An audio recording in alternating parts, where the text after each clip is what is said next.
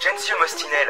Mais quel est cet endroit? Tu as dormi pendant 1 an, puis le monde a été frappé par le cataclysme. Heureux de te revoir, Gensio. Eh ouais, ça fait 1 an maintenant. Tout était mis en place pour que je devienne un soldat. Non, un interprète. Gensio, ces hommes, attention! Je t'interdis de la toucher. Qui? Mais de qui tu parles, bon sang? Je parle de toi! Désolé, Gensio, mais il y a des choses que tu ne dois pas savoir. Gensio,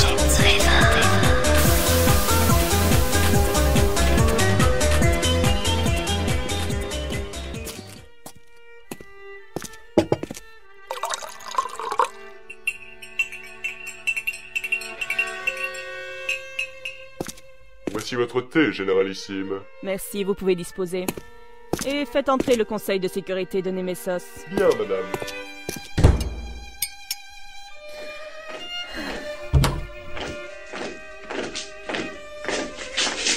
Vous nous avez fait demander, généralissime. En effet. Alors, messieurs, je vous ai convoqué pour vous poser une question essentielle. Pardonnez-moi l'expression, mais pouvez-vous m'expliquer ce qu'est ce funeste bordel? Eh bien, madame... Nous disposons d'une des meilleures armées humaines. Nos murailles sont équipées de canons pouvant détruire toute attaque marin aérienne ou terrestre. Et notre technologie de pointe dispose de radars pouvant identifier la constitution physiologique de n'importe quel être vivant à 20 km à la ronde. Pouvez-vous m'expliquer ce que ces 2 morpheurs foutaient en plein milieu de ma ville? C'est bien ce que je craignais. Vous n'avez pas su identifier ces ennemis. L'information a mis des années à arriver jusqu'à l'état-major. Et ne parlons pas de la vitesse de déploiement de vos troupes. Messieurs, j'ai honte. Honte de vous compter parmi l'état-major. Par votre incompétence, j'ai failli perdre nos 2 seuls interprètes. Commandant! Madame, nos rapports sont formels. Nos radars n'ont détecté aucune activité non humaine aux alentours de Nemesos. En revanche, les lignes de transmission ont été coupées pendant un laps de temps, freinant notre vitesse d'intervention. Personne ici n'est en mesure de vous expliquer ce qui a bien pu se passer. Sauf si... J'ai envisagé cette potentialité, commandant. Et je me refuse d'y croire. Je vais ouvrir une procédure de vérification de l'intégralité de nos appareils. Et qu'une chose soit claire, messieurs. Je ne tolérerai plus l'échec. S'il s'avère que Nemesos a été mis en danger à cause d'un souci technique ou parce qu'il est possible de paralyser notre système de l'extérieur, croyez-moi, la cour martiale sera trop douce par rapport à ce que je vous réserve. Maintenant disposez, messieurs. Nous reparlerons de tout ça ultérieurement. Je vous donne le feu vert pour lancer l'opération Beholz.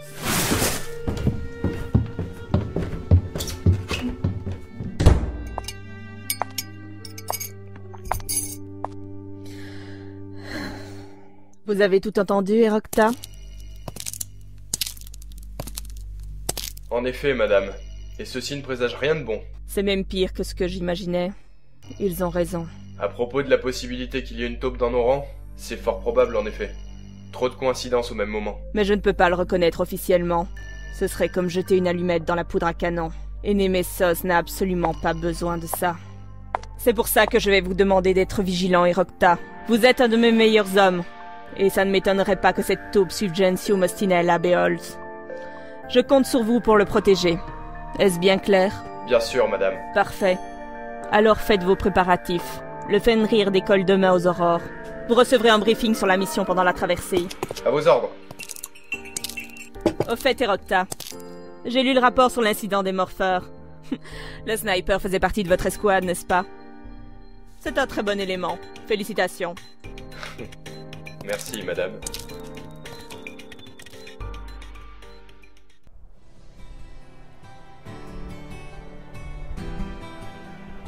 Je craquai une allumette. Merde! Foutu vent. Une deuxième. Ah bah enfin! Je tirai quelques bouffées de fumée sur ma cigarette et contemplai la vue incroyable qui s'offrait à moi. Nous étions le fameux jour J, celui où j'allais partir pour ma première mission. J'avais rendez-vous avec Dan au hangar de l'état-major à 7h. Il était 6h30 et le soleil allait se lever. Je tenais à le voir du haut de la muraille de Nemesos. Le temps d'une cigarette? Cela faisait 2 jours que les Morphers nous avaient attaqués et je n'avais pas pu approcher Terra ou Sarah depuis. Personne ne pouvait me dire où elles avaient pu être transférées. Les seules nouvelles que j'ai pu avoir étaient mon ordre de mission. Je jetai le mégot de ma cigarette dans le vide. Je ne savais pas que tu fumais. J'ai commencé il y a quelques années, quand on en trouvait pendant les pillages. C'était un réconfort comme un autre. J'ai demandé à un soldat si on pouvait s'en procurer et il m'a donné ce paquet. Vous venez vous inquiéter pour mes poumons, Brandford? Il y a quelques années, le tabac avait été prohibé aussi pour des raisons de santé. Ouais. Si mes souvenirs sont bons, c'était un des nombreux déclencheurs de la guerre civile. Les productions de tabac avaient été fermées, des milliers d'emplois ont disparu, et des organisations criminelles ont commencé à gagner du pouvoir en faisant le trafic. Enfin, ça s'inscrivait dans cette merde noire générale, quoi. Un problème parmi tant d'autres. Vous en voulez une? Non merci, je ne fume pas. Comme vous voulez. Vous êtes venu me dire au revoir? Absolument pas. Je pars en mission avec toi. Pardon? Oui, tu n'es pas totalement un interprète, et c'est mon rôle de t'accompagner pour t'aider à te perfectionner. Je vois. Et puis tu sais, c'est une mission de grande envergure. Ça va solliciter du monde. Bon, eh bien, on n'a plus qu'à se rendre au hangar. Attends, Gensio. Je venais t'expliquer quelques détails à propos de ma fille. Brandford s'était approché de moi et me fixait.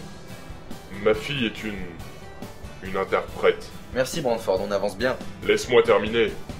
Ses pouvoirs se sont révélés quand elle avait 5 ans. À partir de ce moment-là, sa vie a été vraiment très difficile. Elle fut prise en charge par cette fameuse société, Insus & Co, pour un jour mettre à profit ses pouvoirs dans la lutte contre les Maras. Lorsque Nemesos fut construite, avant le cataclysme, je faisais partie des équipes scientifiques mobilisées. Je n'ai donc pas eu le choix de confier ma fille à Insus & Co. Ça a été le moment le plus difficile de ma vie. Accepter que Terra devienne une arme pour la sauvegarde de l'humanité. Demander ma mutation pour m'occuper des interprètes.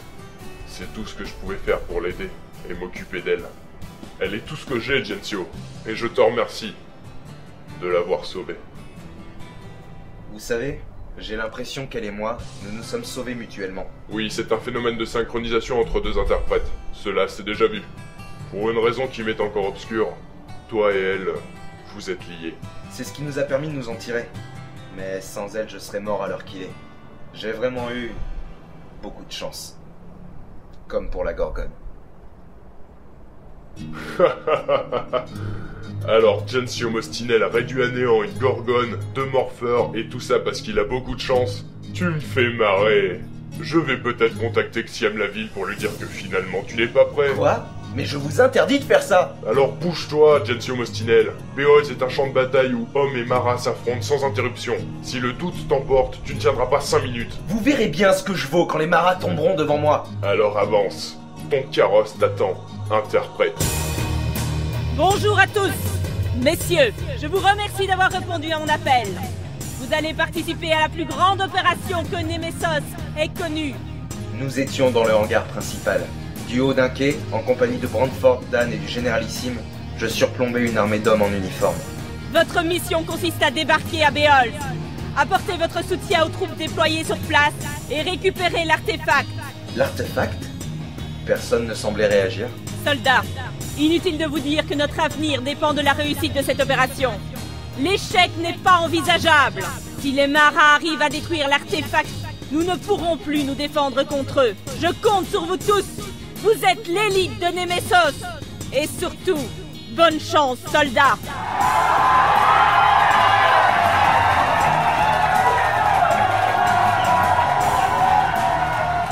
Lyra se retourna pour nous faire face.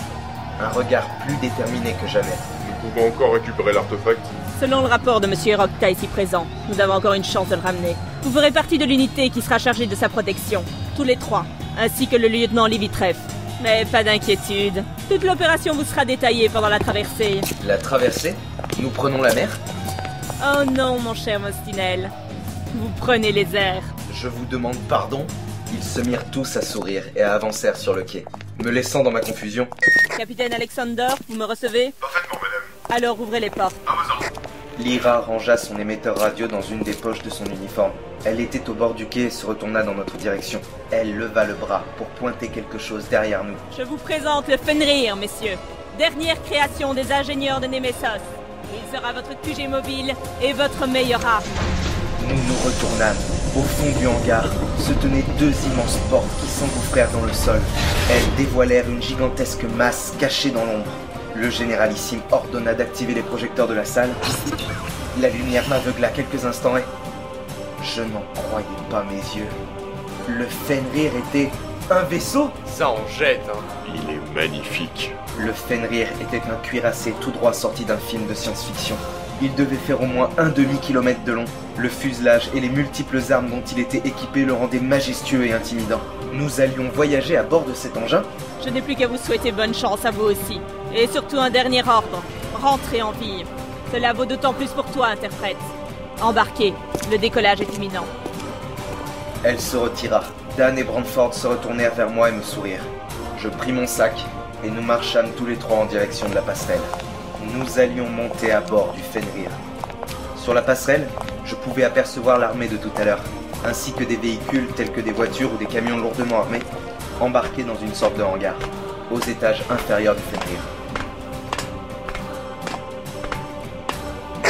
Bonjour à tous, ici le capitaine Alexander qui vous parle. Je serai votre capitaine pendant toute la durée de cette mission. Je vous souhaite la bienvenue sur le Fenrir. Que tout le monde se rende à son poste, le décollage est imminent. Je me précipitai à un hublot du couloir où nous nous trouvions. Je sentis les réacteurs s'activer. Le hublot tremblait. Un choc traversa le Fenrir. Direction Béol. Décollage.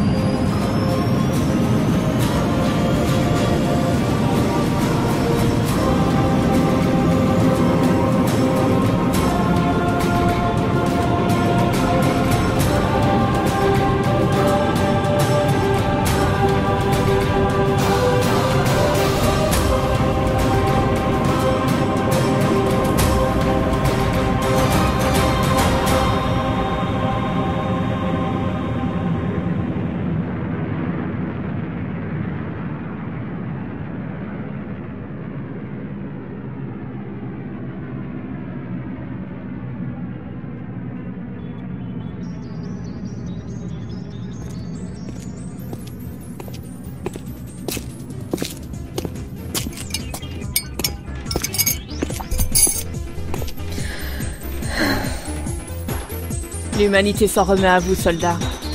Bonne chance. Vous êtes notre unique espoir.